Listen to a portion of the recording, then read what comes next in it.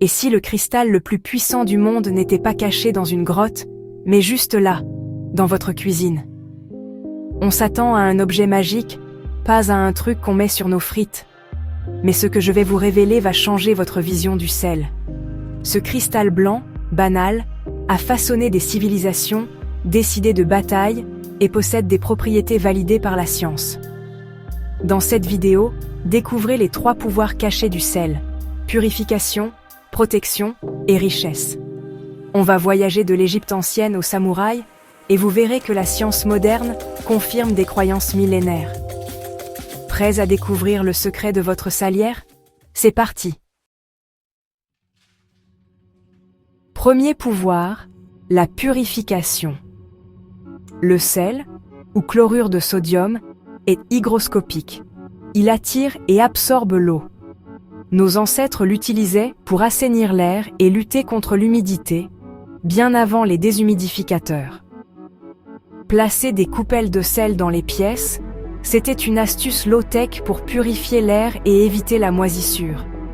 Mais le sel va plus loin. Il a permis la conservation des aliments.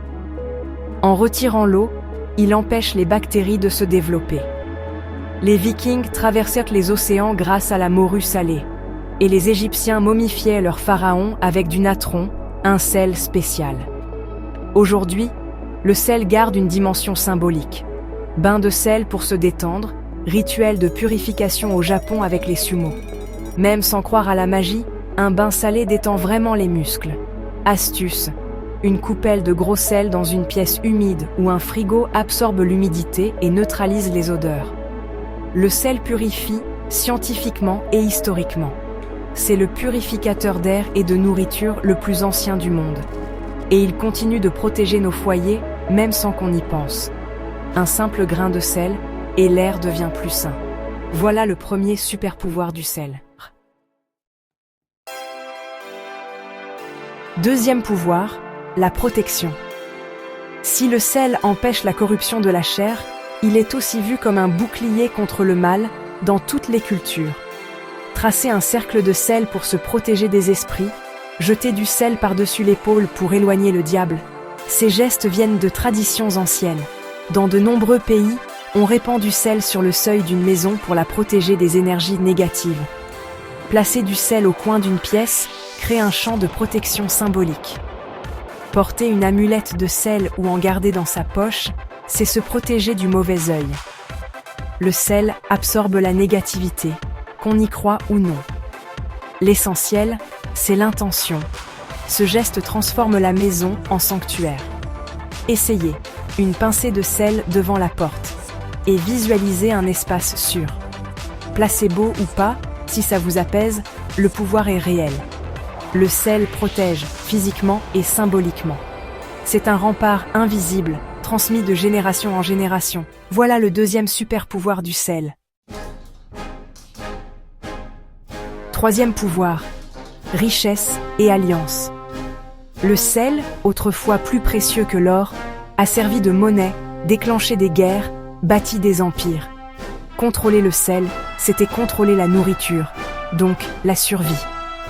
Les Romains payaient leurs soldats en sel, d'où le mot salaire. En France, l'impôt sur le sel, la gabelle, a contribué à la Révolution. Mais le sel, c'est aussi le symbole de l'alliance. Partager le pain et le sel, c'est sceller une amitié ou une protection.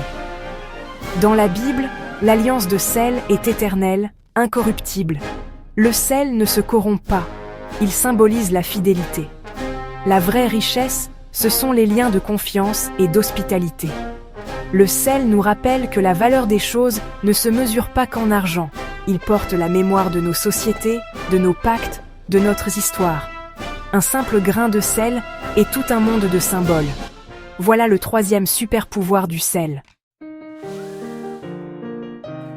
Ce simple cristal de cuisine, c'est bien plus qu'un condiment. Il purifie, protège et symbolise la richesse et la confiance.